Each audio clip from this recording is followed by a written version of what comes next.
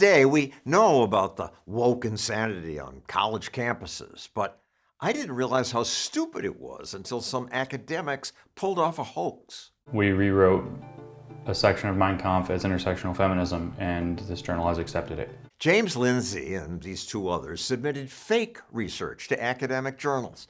To their surprise, the journals published the papers. And one that claims that dog-humping incidents can be taken as evidence of rape culture has been officially honored as excellent scholarship. Thinking, oh my God, we got a paper in, and it's probably the craziest thing we wrote. I've posted 2 short videos with Lindsay, one on the woke left, more recently, one on what he calls the woke right. But Lindsay has much more to say about why capitalism is hated and how normal people sometimes fall for dumb and dangerous ideas. Here's our full interview. Scamming the journals, why did you do that? We saw the problem. We were reading the academic journals. My friend Peter Boghossian and I were reading them. We were keeping track of them. There was an account on social media that was showing the crazy papers that were being published for real. And eventually they published a paper about feminism in the science of studying glaciers, glaciology for feminists. It was the most preposterous and kind of horrifying thing I'd ever read. You know, it suggested feminist art projects be part of the glacier science, or else it's sexist, and it sounds like I'm making that up, but I'm not. And so Peter Boghossian and I decided, why don't we hoax them if they'll publish this? And that had $500,000 of National Science Foundation money behind it. By the way, that's taxpayer money for science.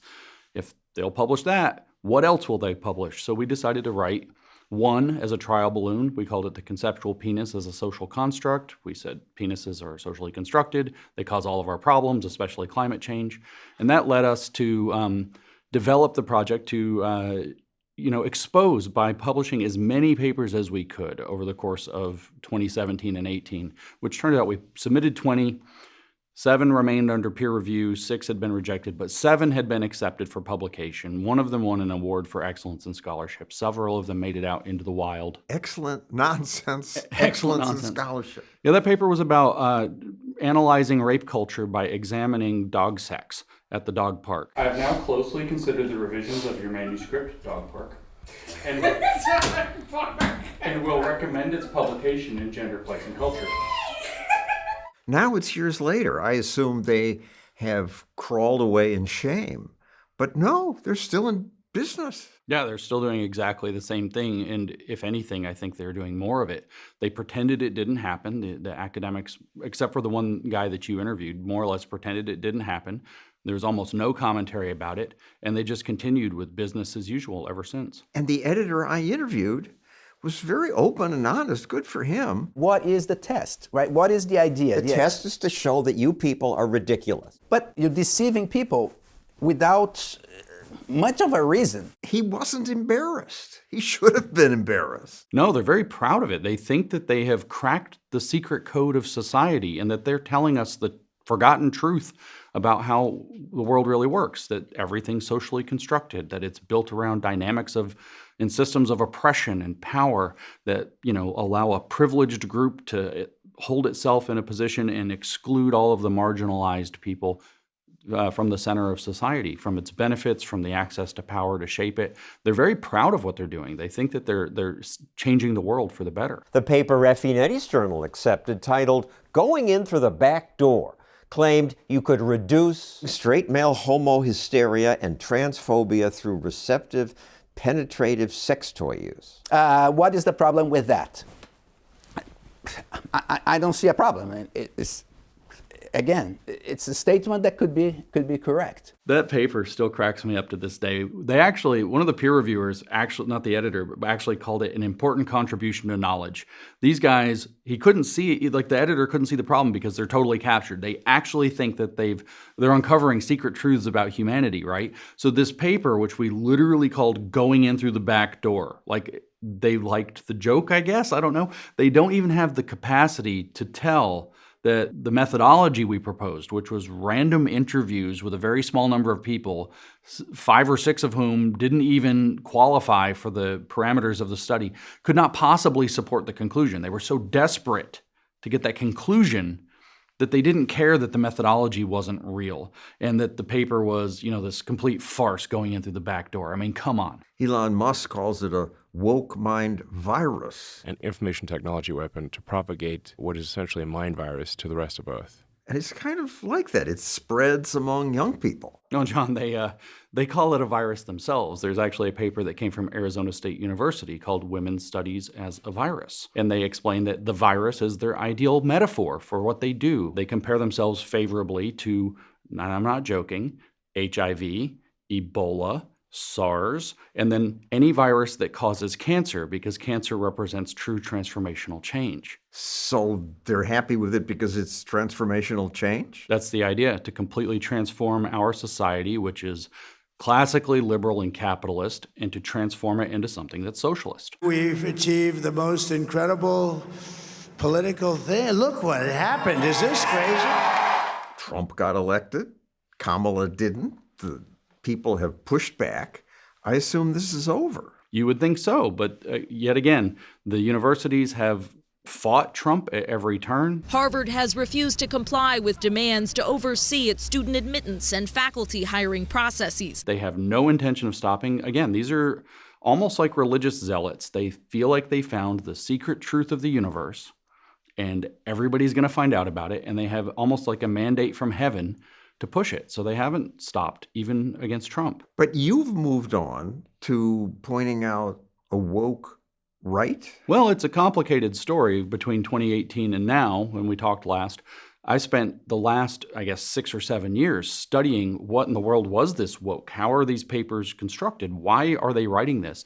And I dove as deep into the literature as I could. I read thousands of papers. I read hundreds of books, including, kind of the very fundamental texts from Karl Marx and all of the rest, really diving into trying to figure out what woke is. And then I noticed that there is a radical segment embedded within MAGA on the right wing, ostensibly, that acts the same way, that uses the same tactics, that has the same mentality of oppressor versus oppressed, that has a whole system of power, that wants a kind of family-friendly socialism to replace capitalism. And I became alarmed, so I spoke up about it. Why is it called woke? I just think of them as right-wing crazies. Woke and crazy, those are kind of the two species of the same on the left, animal. Woke is we've woken up to how privileged we white people are. Right, so the right does it the other way. So this is in parallel to what we saw with the fascists awakening to fight communism in the 1920s and 1930s. The communists came along and said, well, there's privileged classes in society, the bourgeoisie, and you need to wake up and fight against them as the proletariat, the working class. And then the fascists said, hold on, everything's going bad, so we need to wake up that the liberal society, the free society, actually enables the communists, and we have to fight back the other way and set up a different kind of tyranny. So it's the same energy, but the other direction. A lot of people ask me, what is woke right? And it's really funny. It's simple, and everybody who's not kind of part of it understands it immediately. It's people on the right who act like the woke left, who think like the woke left. So they've adopted critical theory, Marxist analysis, but they engage in the same behaviors. That's, the victimhood mentality, the cancel culture, struggle sessions, they bully people online with swarms, they rewrite history. I honestly think that Hitler was a good guy based upon my own research, not my public education indoctrination. He was trying to encourage community, encourage, family values. This entire kind of litany of things that we've come to expect from abusive left-wing behavior over the last 5 years. Just imagine right-wing people doing it for allegedly right-wing causes, and you've more or less got it. You rewrote part of the Communist Manifesto and submitted it to American Reformer, and they published it. Yeah, that's right. So I wanted to test to see if my guess was right, that these guys were leaning into critical theory and Marxist analysis. So I took 6 pages of the Communist Manifesto and I just swapped out everywhere it says, the proletariat class. I took out proletariat class and put in New Christian Right, which is one of the things they call themselves. And then I took everywhere he talks about the bourgeoisie and I threw it out and I put classical liberalism. And I mentioned global trade and all this. Actually, Marx mentioned global trade, and I just kept it in there and worked around it. And then I fiddled. If he talked about economics, I changed it to culture and faith and all of this. But it's so close to the original Communist Manifesto that when they accepted and published it, that before I even became aware that it had been published, a commenter that reads their magazine left a comment that said, you guys know you published the Communist Manifesto, right? It's so identical. It's much more identical than the fake papers we wrote for academia, 7 years ago. I was very lazy about how I did it. I just copy pasted and changed some of the words. I left the very iconic preface almost word for word with Yet they those published changes. it and were proud of it. Yeah, they didn't just publish it. When I came out on December 3rd last year and said, here's what I've done. I did this experiment. They published a piece of the Communist Manifesto so we can guess that the logic is the same that Marx used. They accepted that. They said, Marx is all over social media. Marx is a great writer. We need to use critical theory. We are postmodernists. And then on the American Reformer magazine itself, rather than taking the article down in shame or whatever they should have done responsibly, they switched the author's name to mine because I used a fake name, Marcus Carlson. On the Making fun nose. of Marx Yeah. and Tucker Carlson. No, Marcus Carlson was the closest name I could think of that was Karl Marx. Just is the closest thing Tucker didn't cross my mind. So they took that name off, put my name on, and put a note that said, well, we were tricked into publishing this, but this is a reasonable aggregation of some of New Right thought. So they stand by it. They say, yes, we are using communist logic. They posted it on Twitter saying, this is a powerful article that details how the liberal consensus is failing and the new Christian right is ascendant. That's how they see themselves. That they are rising in the culture, especially with the youth, has a very strong bent to attract young people. They talk about how the young people are getting it and the boomers have boomer mentality and aren't getting it. Just like in 2015 or thereabouts when Bernie Sanders and Hillary Clinton was the big story. Whatever you say, boomer. You had that girl come out dancing on her video she made wearing a Bernie shirt, and she's like, okay, boomer, okay, boomer. Okay, boomer.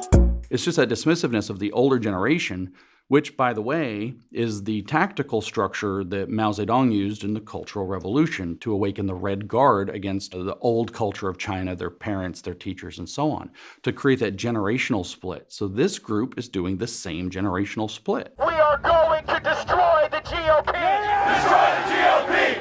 Destroy the GOP! Their goal is to destroy the Republican Party so that they can create a power vacuum and fill it with radical right-wing revolutionaries. So the woke right is kind of like the woke left is this kind of litany of bad ideas, right? You have on the woke left, you have the queer theory, the critical race theory, this race obsession, identity obsession. On the woke right, you have identity obsession. Again, it's all facing the other direction. So now instead of gay, it's straight. Instead of racial minority, it's white. So you have white. What are the worst ideas? You have anti-Semitism and outright Jew hate. The Jews had better start being nice to people like us. We can separate those. Anti-Semitism is a conspiracy theory about how society works. Jew hatred is just hating Jews. It's in a lot of ways worse.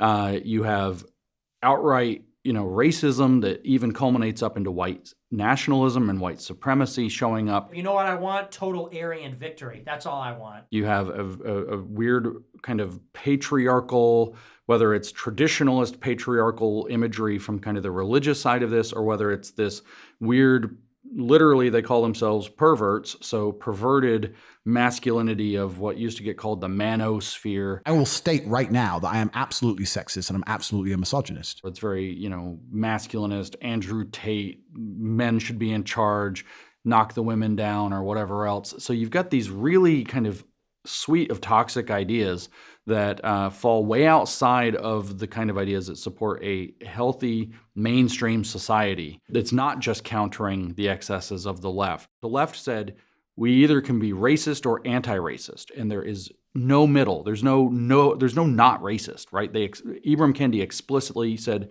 you're either racist or anti-racist, and there's no such thing as not racist. We're either being racist or anti-racist. And the woke right says, yeah, that's right. That's absolutely right. You can either be racist or anti-racist, and anti-racist is what the left did, so we're going to be racist. And who are the bad guys? It's global trade. Yep. Jews. They call this thing the post-war liberal consensus, that following World War II, whether it's in trade or whether it's in political ideology, we set up a agreement, both internationally and within each free nation, that we will not go too far to the right as they call it. We will not allow fascism or hyper-nationalism or ultra-nationalism, these kind of extremes that we saw in Italy and Spain and, of course, Nazi Germany. And they have anti-free speech laws. We're not allowed to say things about the Holocaust. Right, which is actually troubling. I think free speech is absolutely necessary and a cornerstone, and we should allow people to make arguments and then allow people to refute arguments. This is fundamentally my premise. But they believe there's this consensus that purpose was to craft a false conservatism that excludes whether it's racial nationalists or ethno-nationalists, whether it's hyper or ultra-nationalists, whether it's outright fascists, from the right-wing mode of thought. Some of them are more palatable and call themselves paleo-conservatives or the Buchanan right, following after Pat Buchanan's paleo-conservative movement from some decades ago. Some of them are wildly radical and have come up with, elaborate conspiracy theories that it's not just a post-war consensus, but that was all, constructed around the Jews, probably by the Jews, and that the Jews control the world. The red are the executives that are Jewish at these companies. So that's kind of what I'm talking about. This is this invitation into extremism that is predicating itself off of the excesses of the left. The left came around and called everybody a Nazi, so the logic behind this, if we give it the maximum amount of charity, the logic behind this is that if you're actually fighting for the restoration of America, then the left will think you're a Nazi or a racist and will call you those things. If you are not being called a Nazi, then you are not pushing against the post-war consensus hard enough. But the fact is, that's at the very least an extraordinarily irresponsible way to think about or talk about this issue. But at the worst end of the spectrum, it's just an invitation to step into those identities, to embrace those identities, which is what we know people do psychologically. One of the positions that the people that I think are holding woke right perspectives have is that much of the reason why our society has gone off the rails is because we have been tolerant and accepting of the LGB, not necessarily the T and the Q. In fact, they get very upset if you try to separate those. They need the unit together just like the left does. And so, again, we have this guy saying, you need to step into a space where you're saying things, you're transgressing the boundaries so that you will get called, maybe legitimately, a bigot against gay people. If you're not being called a bigot, then you are probably not frequently and courageously enough speaking about the horrors and the abomination of sodomy. That's always the message. You are not, if you're not taking a sufficient stand against the poison that they believe has corrupted our society, that there's this kind of infiltrated, corrupting force that has to be purged out of society, and everybody needs to be a radical, and the test to see if you're a radical or not is if you're being called bad names, which of course adds in that if somebody calls you a bad name, you're doing the right thing, not necessarily you've misstepped or done something wrong. And it is true that the left abuse these terms, but it's also true that there are real limits. There is false racism, like when the left said that going on a hike is racist. That was ridiculous. But on the other hand, there are true accusations of racism. If you hold hostile intent toward a person of a different race because of their race, you are racist. That is a real thing. And so we all know that there's a distinction there, but not in the radicalizing speech. You are to be a bigot, and if somebody calls you for it, that means you're doing the right thing. I'm bothered by them in that now it was just the woke left that hated capitalism, which is what gives people better lives. But now these so-called right-wingers don't want people to buy and sell freely. No, not at all. They make the exact same arguments that we've heard for decades, that capitalism has actually, made everything about the dollar. Everything's about GDP. And so you lose everything that really matters, like kinship and nation and identity. They're openly saying that they are a socialist on the right wing, but here's their argument. The Marxist socialism didn't work because it didn't incorporate the ideas of identity and nationalism. So they are in their own words, I'm not exaggerating, I'm not being salacious, National Socialist movement. So they're fringe. They're no real threat. I wish that were the case. I've been watching them since 2021 when I attended a conference to speak, and somebody in the crowd, not somebody on the stage, said to me, you know, your work, James, is very useful to us for now, so we will use you for the time being, but when the time comes, we will force convert you or kill you. And I thought, well, I should watch these people. I didn't take him too seriously, but we should watch what these people are doing. And I watched them build infrastructure. I watched them, so for example, the American Reformer, which is not very big. It's somewhat fringe. It's Christian nationalist, has a lot of money behind it. It's very well connected. It's connected directly to an organization called the Center for Baptist Leadership, which has its executive director in the White House on the regular. So it is not actually that fringe. And it's all connected also to the national conservatism movement, which is also not that fringe, especially in the White House, although they have slightly different ideologies. Explain how national conservatism is different from regular conservatism. They're bent on this idea that that makes them woke, that there is a true conservatism that has been lost and forgotten because we decided that being too nationalist is bad. Therefore, what we're going to do is redefine conservatism in terms of national identity, which includes a religious identity. And I don't think they tend to go into an ethnic identity as much, but they're a very religious identity. So America should be a Christian nation. Israel should be a Jewish nation. Quite explicitly. For example, those are two things that they actually talk about. National conservatism is actually run by an Israeli, so they're not particularly anti-Jewish. So their idea is that there's an identity politics around national identity located in the cultural mores of who a people are, and that has been pushed out of conservative politics by an illegitimate hegemony that has to be overthrown, which is woke. But this boomer doesn't quite get it, and I don't see them as a threat. They've been banned from public debate for a long time, so now there's a fringe. I wish that was the case. I believe that they are making a realistic bid to insinuate themselves deeply into the MAGA movement. What will happen as this ascends, to use their word, as the woke right ascends, what will happen? The first thing what we're going to see is we're going to see a bleeding off, this broad coalition of people who voted for Trump for the first time in 2024. That includes Democrats, it includes lots of racial minorities, sexual minorities who weren't sure if they should vote for Trump.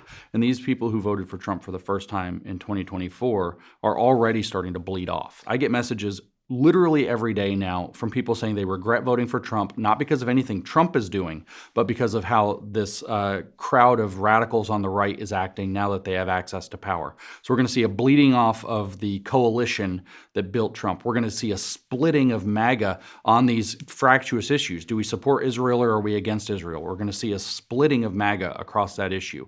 These people won't see eye to eye. And as the MAGA movement fragments around these polarizing issues, and as the woke right literally becomes all the caricatures that the woke left said conservatives are. You're racists, you're sexist, you're homophobes. And then the woke right say, yes, we are those things. The left is going to be able to point. You have a fractured coalition and the left is going to point and say, they're all terrible. Hillary Clinton was right to call them deplorable. What I call the basket of deplorables. And this isn't American politics. And they're going to be able to sweep back in and dominate and undermine Trump's agenda in 26 and 28 and then beyond. As happened to the Democrats. That's my point. In 2015, if we'd been talking about the woke kids on college campuses, that's what everybody was saying. Oh, it's just some kids on college campuses. They're following their heart rather than their brain. It'll come to them. Same thing will happen to the misguided millennials once they start writing the checks. Once they get out in the real world, it'll all stop. That's not what happened. They got out into the real world and transformed the real world. These guys are bent on taking power. They are deeply insinuated into the elite strata of MAGA outside of President Trump. I don't think President Trump agrees with them to the degree that he's even aware of it. But deeply embedded in their media ecosystem, their conference ecosystem, and also, like I said, into the White House. You say they're not fringe on Twitter. They're definitely not fringe on Twitter. They control Twitter. And the MAGA media ecosystem, the alt media, is significantly controlled by these radicals. But they don't control Twitter. I mean, I see them on my feed sometimes and roll my eyes, but the previous Twitter controlled it from the left, and they wouldn't allow people like you or me on. Yeah, they literally threw me off for 5 months. But current Twitter has some of these people, and if you're seeing a lot of it, maybe it's because you're interested and the algorithm is feeding it to you. Some friends of mine did some experiments with this to find out. They made completely novel accounts that have interacted with nothing. They have liked nothing, reposted nothing, posted themselves nothing, 0 followers. They have 1 follow. They followed 1 person because you have to open your account. And the top recommendation is Elon Musk. So they followed Elon Musk, which is completely benign, whatever. And their feed, their algorithm from an account that does nothing is mostly this radical right-wing stuff. And if you step out of line, you will get swarmed the same way that the left used to swarm you. You will get your account attacked. I know conservative Christians who have spoken out against this, who have had their identities revealed. They've been doxxed. I've been doxxed. Who've had their employers harassed over this, who have had their family members exposed over this, the same kinds of behaviors we saw from the left, but they also can attack your account using the various mechanisms within the Twitter reporting system still, just like the radical left did several years ago to get people like me kicked off. And they have shut down some of these people's accounts by getting them accused of being a false or impersonation account or whatever else.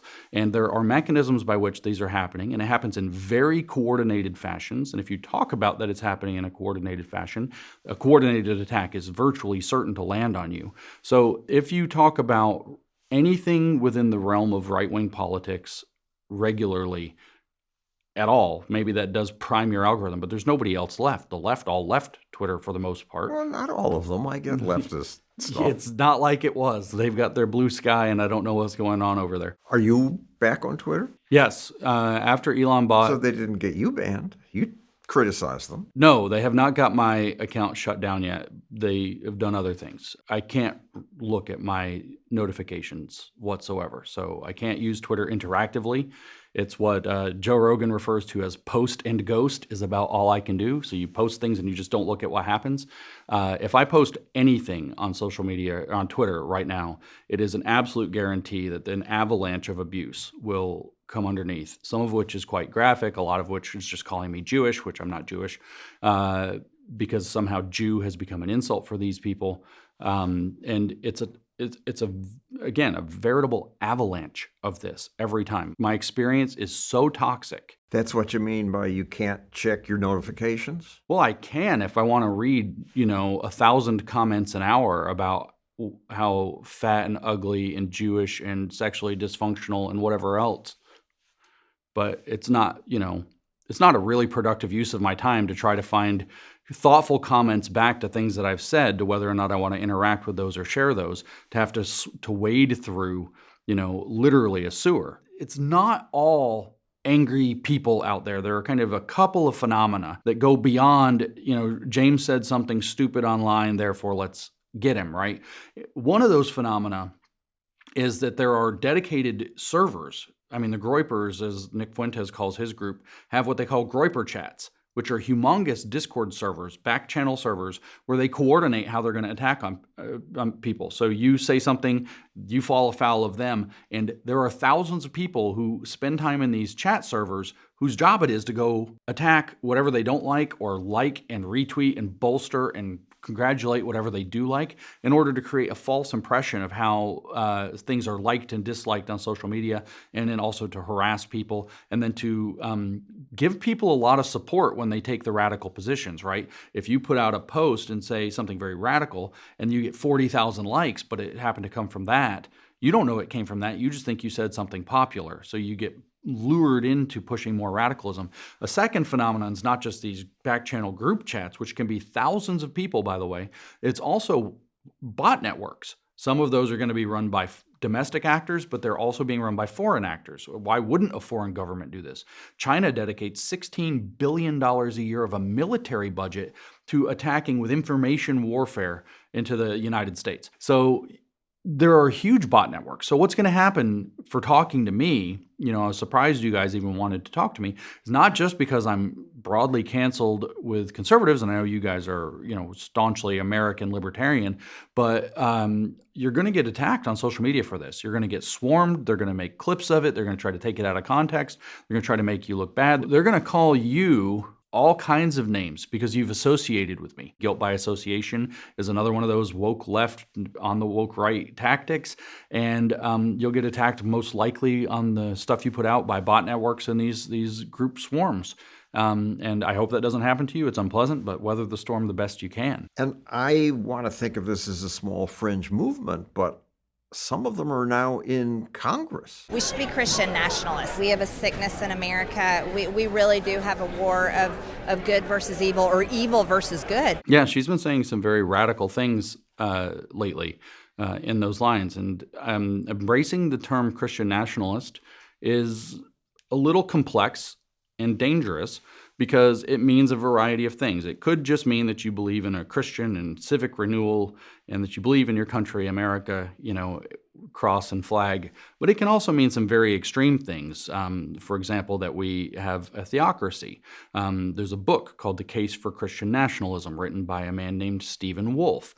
It makes that case unambiguously that we should have a Christian prince who is the highest office in the land, above president, above Congress, above the judiciary, who is going to be chosen, not elected, and is going to be the embodiment of Jesus on earth that's now going to direct the American public. Blasphemers, idolaters, people of the wrong religions, atheists will all be punished so that the broad civic religion of whatever denomination of Christianity, I guess, is in the White House or the Christian Prince, I guess, that denomination is going to be upheld and it's not going to be spoiled. And if you don't, you're going to be punished. He explicitly writes all of this. Now, the interesting part about this book, The Case for Christian Nationalism, is that it is endorsed on its cover by the Israeli Jewish creator of national conservatism, Yoram Hazony, which this book would have him punished for being a practicing Orthodox Jew, but he's endorsed the book on its cover. This is a very mysterious phenomenon that is very hard to parse unless you see it through a lens of operationalizing an attempt to grab power for the movement through some kind of a radical politic. And there are others, that are close of this same line of thinking. William Wolfe, who's not related to Stephen Wolfe, is a political operator. He works a lot in D.C.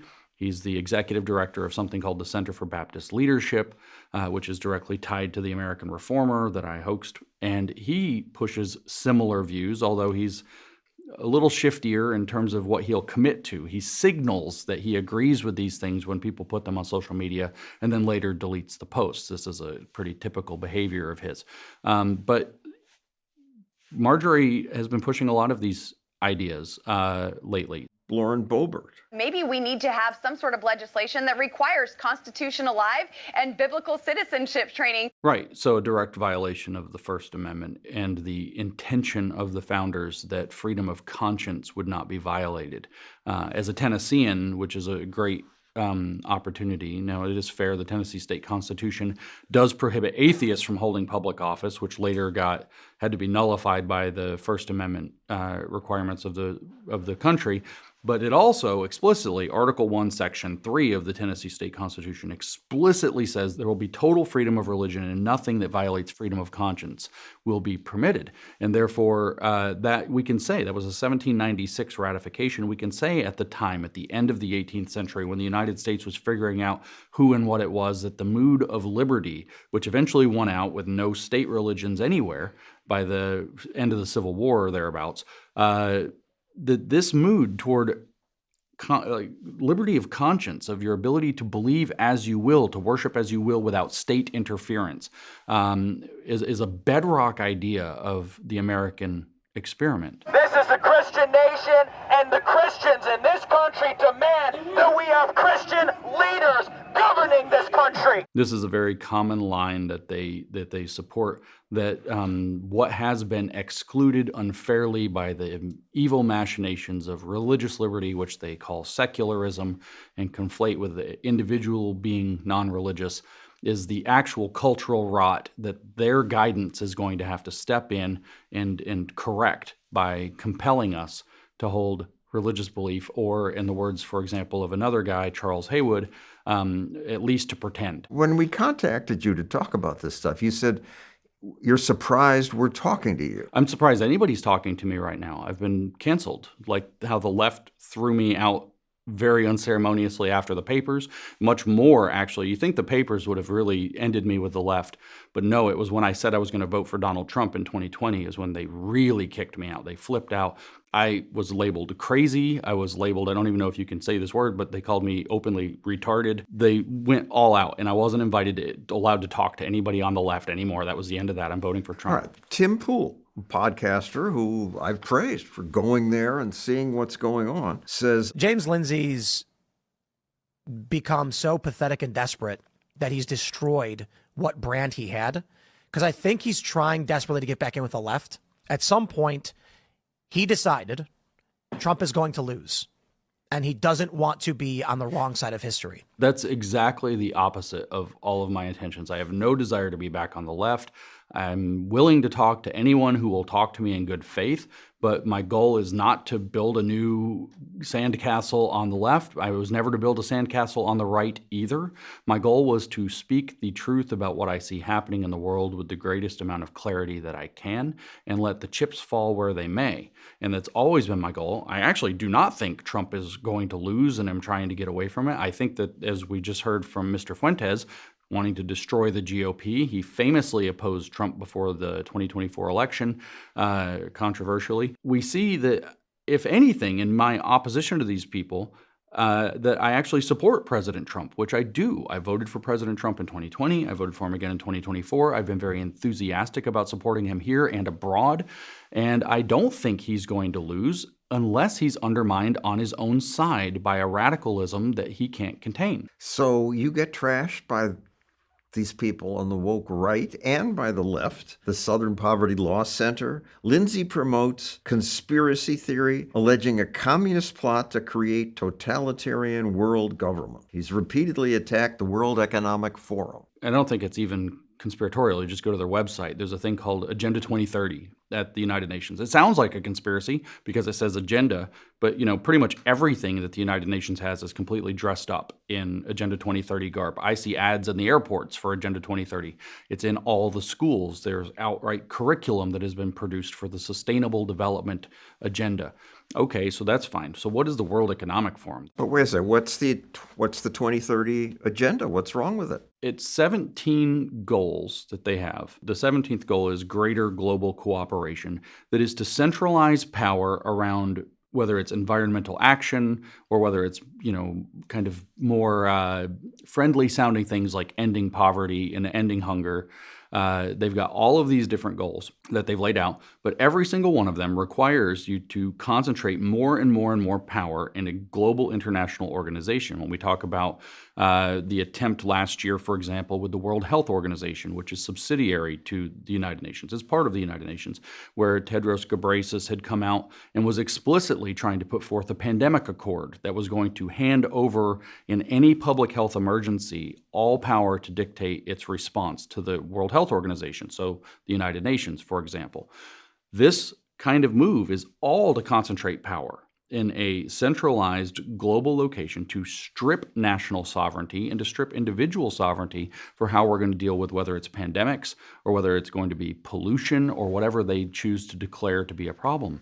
If we're too rich in the West and somebody in Africa is starving and we have to end hunger, well, maybe they're going to have to do something about that and seize and redistribute assets. So I completely believe that. And my thought with this is that that's the engine, probably in partnership or at least side by side with the CCP and its agenda for global power holding, and they're communist. It's in the name. It's one of the C's. And that they work like the engine, if you imagine a car, and the World Economic Forum is the transmission. If you're going to get the power out to the wheels and make something happen in the world, you have to have a transmission in your car. And the transmission works at the World Economic Forum by bringing world leaders, NGOs, and business leaders, many of the largest corporations, corporate leaders, into the same room and binding them around an agreement. It's an informal agreement, as far as I know, to uphold this stakeholder economy model. And the stakeholder economy model was going to be meant to serve this United Nations agenda. So that's the transmission. That's how you get policymakers, nonprofits, and corporate entities exercising their power within the market to operate as a single entity or as a cartel, if you want more colorful, flat language. And I would think that the nationalist right, who you're criticizing, would agree with you about that. Well, that's because they want to control the power themselves. They do somewhat agree, but they also hold the same stakeholder model. So they want to implement the stakeholder model piecemeal rather than in a single global block. So the stakeholder model is, in fact, the thing that Tucker Carlson and J.D. Vance were arguing against Ben Shapiro for. The start of that argument in 2019, There were massive costs to the Industrial Revolution. But you say you're a fan of capitalism and development. We wouldn't have all the cool stuff we have, right? I mean, look, I'm for capitalism. The start of that argument was that Tucker Carlson did a weird monologue where he said that he would support Elizabeth Warren for president over Trump if she dropped the identity politics because he really liked her economic program. Many of Warren's policy prescriptions make obvious sense. Her economic program had come out the previous year. Yeah, it's pretty astonishing. And you can go back the previous year. Elizabeth Warren had put forth something called the Accountable Capitalism Act, which was going to restrain capitalism and restrain the way that corporations are able to behave under the brand name of accountability. And this was the thing that he favored, and Ben Shapiro opposed. And J.D. Vance said, no, we actually do need a more accountable capitalism. We can't have free capitalism. I think that what we have to recognize is that at some level, the American government is going to be doing something in the American economy. And we should have a discrete view about what we want that to be. And we should be pushing back against the excesses of the left, which it's hard to do if your view is, well, the government shouldn't be doing anything vis-a-vis the economy, which I'm not saying, of course, is your view. I don't want to caricature it. But I think that's pretty close, actually. I don't think you're caricaturing it. Well, I'm pretty close. And so this is the stakeholder model. There will be stakeholder representatives who decide what we can and cannot do in business, how big our businesses can be, what actions they can engage in the name of the stakeholders. And this is the model that they are actually proposing. Now, if I tell you, it's going to be very shocking if you find out where the first place this model was ever implemented. The first place the stakeholder model was ever legally implemented was in 1937 in Germany, and it was called the Nazi Shareholder Act. And you can go read the bill yourself if you can find it in English. It's hard, it's in German. But the Nazi Shareholder Act said that the corporate power had to serve the folk, the people. And therefore, the party was going to act as stakeholder representatives so that the corporations would have to rely less on shareholder primacy and deflect at least some of their shareholder responsibility into the Nazi party. And so the corporate environment was now going to serve the Nazi regime.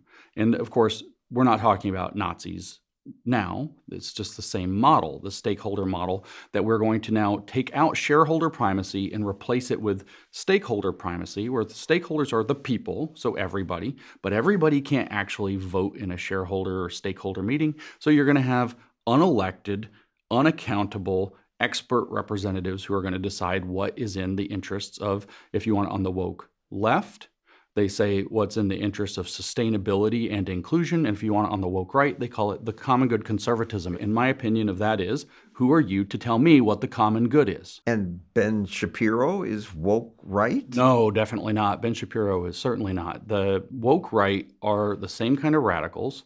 Ben Shapiro is a conservative outside of kind of what we would consider the establishment or whatever in his Daily Wire role, but he still believes in a fundamentally liberal society. Ben Shapiro is in no way woke right. The woke right is a much more radical segment that does not want to continue with the mainstream American project and conservative values. In fact, they openly say that they're not conservative, that they are radical right-wing revolutionaries, is a quote I hear from them a lot. You say that Vice President Vance is in this cult? Vice President Vance is close to many of the people who are, especially the thinkers behind this. So philosophers like Gladden Papin and Patrick Deneen, who most people haven't heard of, but who have been pushing the post-liberty philosophy of Leo Strauss particularly, but other thinkers. James Burnham is another name that they're very frequently citing, but we don't have to get into the philosophical weeds. And like I said, in 2019, he very clearly argued against Ben Shapiro, saying that the point of Hillbilly Elegy was that our capitalism had abandoned the national interest. While the government shouldn't be controlling the American economy, we should have as a policy consensus a view about what we want the economy to be and to put a little bit of a thumb on the scale to make that possible. That's sort of more where I wish we would go. Maybe protect its nascent industries from foreign competition. They had abandoned the people of America, people like his family, which is what the book was ultimately about. And so that we need to think about a different kind of economic system. And Tucker Carlson agreed with him. So there is this element. I don't think that he's obviously, dipping into anti-Semitism or white nationalism or any of that. I doubt that he's a fascist. I think he describes himself in a technical term as a distributist, which is just another way of saying your company got too big, so we need to take some of your property and distribute it further down the chain. The means of production are to be distributed more widely. And so he's very against large multinational corporations and the things that they do, and wants to limit them specifically around the concept of a national, not just interest, but a national identity as well, rooted in both American, whatever heritage identity refers to, that's a word that they use, but also in terms of a religious identity. But reading Hillbilly Elegy, which I thought was a terrific book and insightful, he does praise Toyota for creating jobs for people in West Virginia, international trade. Very complicated that he explicitly says in 2019 that to answer Ben Shapiro, that the reason that what the book is about is that our big multinational corporations are selling out the American national interest and that we need something different. And some people do lose jobs because of global trade. Certainly, yeah. It was one of the consequences of it. And these are actually real issues. And I think that the Trump administration, with either wisely or unwisely, is attempting to tackle them. The tariffs experiment is certainly an attempt to tackle that issue, trying to figure out what do we do with the fact that China has become our primary supplier of virtually everything, that Mexico is a major manufacturer of almost everything, that even allied nations like Taiwan are overwhelmingly producing almost all of our semiconductors that we use for chips. These are real difficult questions that it is actually in the American national interest to answer. Why is it a difficult question? I think of people in Mexico and Taiwan as our friends, and they will sell us stuff. Do you think of people in China as our friends? Well, the government is not. The people, of course, and the government is not. And so the government can, if you have most of your manufacturing located in a foreign country that decides to become a hostile interest, you've got a major problem on your hands. If you, whether it's a trade war or whatever it happens to be, if they decide to turn off the tap to something you need, like prescription drugs, you're in a very vulnerable position. And it puzzles me in that now we know what works. We can look at different countries, see the United States and Hong Kong and Singapore, and free markets make people's lives better off. And as they continue to lift people out of poverty, they keep getting attacked. Because it works. And when you have free people who can engage freely with one another in trade or other ways, you actually have literally a rising of all ships. Because what you have is a people who are free to do with their things as they will, and they therefore can implement their stuff, their money, their resources, their talents, whatever they happen to be, to solve problems for other people. And when you solve a problem for other people, even if it's a kind of flimsy, silly thing like entertaining them with a silly game on their phone. When you solve a problem for other people, they'll give you money for it in exchange. And what happens is you actually generate value because you have two parties, one who's exercising their property and their talent to produce something that they have in excess, that's a surplus, and they're willing to sell some of that surplus to somebody else who's willing to part with their financial resources in order to obtain it. So both parties receive more value in a fair and free exchange, which means you've created wealth. That's what wealth is.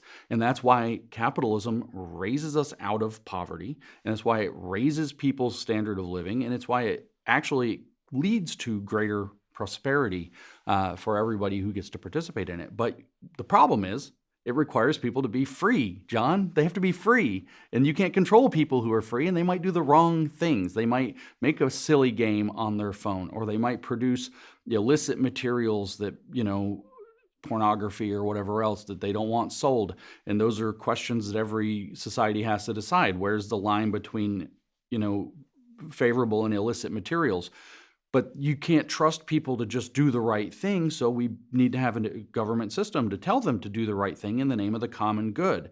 That's the mentality. Well, who's going to decide that? Well, only the enlightened thinkers who understand the stakes and that are the true representatives of the stakeholders. Poor people can't make good decisions for themselves. They need an elite who will tell them what to do, and then they will solve the problem. This is what the woke right subscribes to. It's elite theory from the Italian school, if you want, or on down. There are cultural elites who have to set the tone because the plebs and the proles and the hoi polloi aren't capable of managing their own affairs. And if you need proof that they're not, just look what freedom has got us so far. That's their argument. Tucker Carlson, you mentioned. Mm-hmm. Is he woke right? I think he is, yeah. Why? First of all, just to say he's in this Pat Buchanan mode. I think that is his objective, is to bring Buchanan-style paleo-conservative, they called it, politics to be the mainstream current of the American right wing and the Republican Party. So that's, I think, where he starts. But if you listen to what he does, has got a very consistent pattern. It's that which we are not supposed to know is more likely to be true. He interviews these conspiracy theorists. Sometimes. But he doesn't totally buy what they say.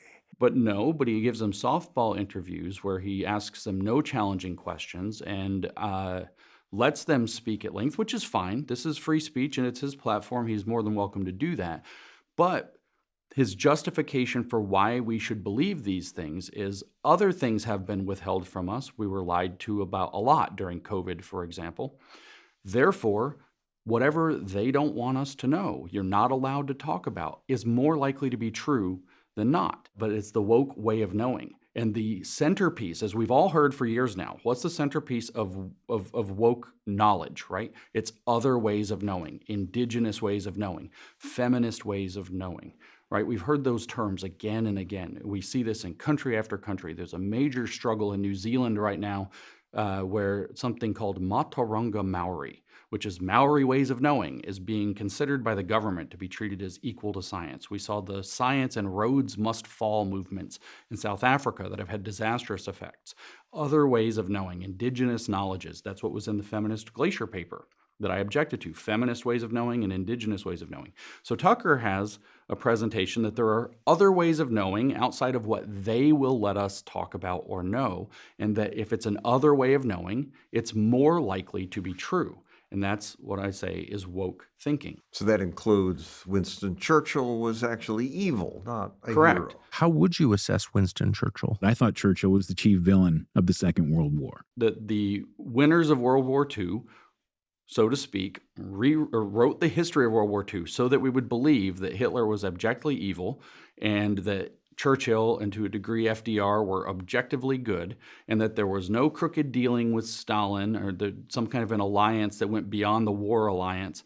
And so that this was all the belief is this was all a huge lie. So we need to start looking at alternative histories of World War II, very much like how the New York Times 1619 Project said we had to look at alternative histories of how the American Republic was founded in 1619 with slavery, or how Howard Zinn wrote The People's History of the United States and did a complete hatchet job to explain that from Christopher Columbus on forward, it's always been a means of putting the moneyed elite in control of everybody else. It's just a revisionist history that tells the completely opposite story on the basis that the official narrative is very likely or must be corrupt. And Howard Zinn's People's History is still what most of the kids learn. And I hear it's standard. I think by itself is more powerful than all these woke right people put together. I don't know how many podcasts you listen to, but the average young conservative does, while they may be forced to read Howard Zinn in the classroom, spends a lot of time listening to podcasts from the alt media space. So we see statistics like that the younger generations, the younger you go, the more conservative they are. But my point is that after a certain point, they're not getting more conservative. They're getting more radical. Like I said, radical right-wing revolutionaries is the descriptor that they're using. In a sense, it's great that we're having a conservative revival, and I think it's a necessary corrective in the United States in a lot of ways, including the religious revival that we're seeing, people getting back into church, trying to get civically engaged, trying to think about what it means to have been an American and to conserve that, for future generations and their families and to prioritize. But there's also called falling off the cliff, right? And going completely bonkers, which I think you said crazy, I say woke, but I think that woke is the mechanism of falling off of that cliff. One Tucker Carlson title, it's time to finally tell the truth about 9/11. There are likely unanswered questions that the public doesn't know about that situation. So that's a grain of truth, right? And there are a lot of people who speculate, which is a very fertile field. But the conspiracy theory in general serves as a kind of gateway. One conspiracy theory leads to another, leads to another, leads to another. The flat earth conspiracy actually has this function. You will buy into that and you think, wow, they've lied to me about all of these things. You're more likely to believe they've lied to me about this next thing. So if you're a propagandist, I'm not calling Tucker Carlson a propagandist, I'm speaking in general. If you are a propagandist, you can say, look at A, they lied to you about A. Look at B, they lied to you about B. Now look at C, which is something they want you to believe that's not true. And they don't want you to think that could be anything. That's right. So there is a mechanism by which you can lead people into propaganda, miseducation, about the world that they're in by using grains of truth of things that they've been lied to about in the past. One of the things woke does, it doesn't matter if it's left or right or if it were in service to some other kind of position, religion or whatever else, is that it marries a truth to a lie. And so what that means is they tell a little bit of truth and then they wrap it in a lie, or the other way around. Maybe they tell a little bit of truth and it's like it's like they want to tell a lie, and it's like the pill inside of a piece of cheese you give to your dog, right? So the truth is the cheese around the pill.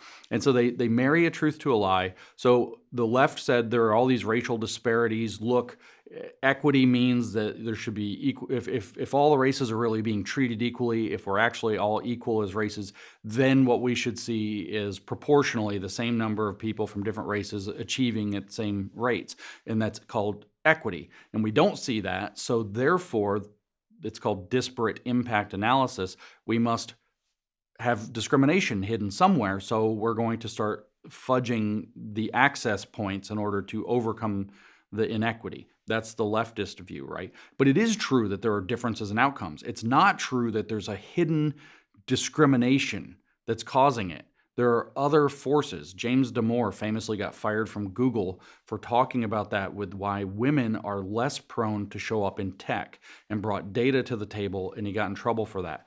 So the woke right does the same thing. It is true, in my opinion, at least, I think it's just true, that there is a global effort to drag the world into a socialist or communist structure that has suppressed right-wing speech. We all experienced it, that has tried to control the populations. There are lots of grains of truth from which they can launch. It is true that the left has been excessive with calling everything in the world racist and sexist and homophobic, and it goes on and on. Those are all true, but it doesn't mean that it's also true that the correct solution to this is a radical nationalism, is throwing out the Constitution as a failed document, or that we should lean into actual racism, and sexism, and abuse and bigotry as some kind of a defiant stand. So they've wrapped that little bit of truth with a lie in order to be able to get people to go radical. And this is exactly what the woke left did. Back to attacking you from the left. This one more from the Southern Poverty Law Center. You're the leading voice in reactionary anti-student inclusion, anti-LGBTQ. Yeah, I hear these things a lot, and this is obviously it's You're okay with nonsense. LGBTQ? Yeah, of course. I have no problem. Well, hold on. Let's be correct. LGB, yes. T, very complicated, mostly no. Q, absolutely not. Q is a political stance designed in its own definition. Queer is defined by David Halperin. You can look it up. It is defined as whatever is at odds or opposed to the normal, the legitimate, and the dominant. I am not okay with a permanent transgressive political philosophy. So the Q, that one's out. But this is the trick, John, and this is how it works. I don't want the Q. I think the T is trans is completely misunderstood, and it's a tragedy what's happening. I'm completely fine with LGB. I don't care. That's fine. Live your life. Separate adult versus child, separate public versus private, and be happy with whatever your cards are. That if you can do that, be responsible with it, and it's fine. Who cares? So I have no problem there. But they say James is anti-LGBTQ, as though I'm against all 5 of those things, where I want a clearer understanding. I'm fine with 3 of them. I want a clearer understanding of the T, and I am opposed to the political project of the Q. I thought the Q, queer, just meant different, not the normal hetero, homosexual, just different. No, it's actually defined very explicitly by David Halperin. The book is called Saint Foucault. It's on page 62 if anybody wants to look it up. It's very explicitly defined as being unlike gay identity. It is a positional, he says it is not positive. In other words, it's not real. It is positional. In other words, it's political. It is a political identity that has no essence, he says, that is built around opposing the normal and the legitimate and the dominant. And then he goes on to say queer is anybody who is or feels marginalized as a result of their sexual practices. If they feel marginalized, I'm sympathetic. I'm sympathetic to a point. It depends. I'm not sympathetic to somebody who feels marginalized because they can't walk down the middle of the street in daylight with a child dressed in fetish gear. They are not marginalized. They are imagining that they're marginalized. So them feeling marginalized as a result of this is not adequate. You talk about how these ideas spread. Yeah, the mind virus. Made the woke mind virus. Yeah, so the way that this kind of way of thinking about the world, woke way of thinking, spreads is it is sort of viral, but it's not a virus like you go out in the world and catch it from somebody else coughing or whatever. There's no viral particles. It spreads through ideas. It's a mimetic, as you might say, virus, a mind virus, right? And so the way it spreads is through ideology and people promoting and pushing the ideology. So people put out these distorted and purposed ideas. That's what the ideology is about how the world really works. And they try to convince people to see the world in a new light or to wake up. That's why I call it woke. And so we know that there are lots of cases where things that people are seeing online lead to them, for whatever reasons, to pick them up. So one example that's almost a little silly, but is very frightening, honestly, is when, especially I think young girls were watching TikTok videos of somebody with Tourette's having their tics and whatever else, and they started to develop these tics, even though they don't themselves have Tourette's. And then we saw... They weren't just making fun of them? Or? No. It's the phenomenon of social contagion. But that wasn't ideological in this case. This was mimicry. And so we saw this also with the woke left with the trans phenomenon, where we saw this rapid onset gender dysphoria, as Lisa Lippman called it, where you had this rapid explosion, thousands of percentage points raising of young women in particular, but young men to a degree, picking up transgender identity. And so quickly that young women feeling I'm really a man born in the wrong young body. women feeling I'm actually a boy, and the discomfort that I have in my body, whether it's due to going through puberty, whether it's having been grabbed or traumatized in some way, the feelings of insecurity about their body get channeled into this. Well, maybe you're actually a boy. You can hide from your girlness by being a boy. And that has exploded, as every parent in the country unfortunately knows, since just 2015. So this is a social contagion phenomenon. And how did it spread? Well, this ideology was being spread in fringe places, I'll add, on Tumblr and then later TikTok and across social media. And eventually it started to work its way into the school curriculum with the so-called genderbread person and the gender unicorn. And there's 200 genders and which one are you? Let's all explore it. There's not everybody's the same kind of lesson plans that fall under so again, United Nations, it comes from a program called Comprehensive Sexuality Education, which was developed at the United Nations in 2003 in partnership with the International Planned Parenthood Federation. and has been deployed explicitly in our curriculum across not just the United States, but across the world in UN member states. So we saw that there. Not to get diverted. And we see it again with the woke right and their media ecosystems. You see people posturing very radical ideas. You see them displaying, they call it being based, but what they mean is being transgressive of social norms, some of which came from the radical left, some of which come from actually being a responsible norm, like not using racial slurs, not blaming everything on the Jews or engaging in anti-Semitic conspiracy theories and so on. And to step into those is socially rewarded in this especially youth-skewed media ecosystem that's kind of flourishing, kind of under the surface, where boomers like us, even though I'm not a boomer, I'm a boomer according to these people, wouldn't see it. And so they're catching the same idea. Rather than deciding there are 200 genders and maybe I can be, a tree in my spare time, now instead that they're deciding, maybe racism is what actually held society together and we should be a little bit more racist. Maybe we really have a superior race in white people, these kinds of things. And they edge further and further into it. They transgress further and further into it. And this is the way that the mind virus spreads. You create a social reward system for participating. The Tourette's kids, their friends give them thumbs up when they make a video with their tics in it. And then on the other end, somebody says something, a little bit more and more casually racist, and their friends give them a thumbs up, and it goes viral on social media eventually. And they say, well, I should do more of this, or they get invited to the cool parties. Big in DC culture right now.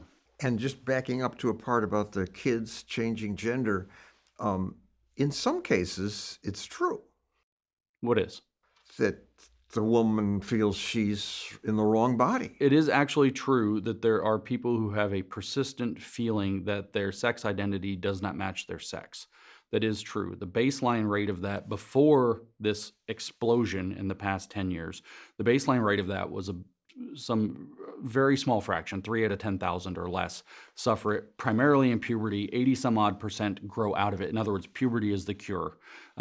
You go through puberty, you realize who you are, the hormones calm down in your brain, and you deal with growing up, and the vast majority of them desist from that. But it does turn out to be stable and persistent in a small segment of the population that may merit a DSM designation. I don't know, a diagnostic statistical manual, a psychiatric diagnosis, but it's very rare.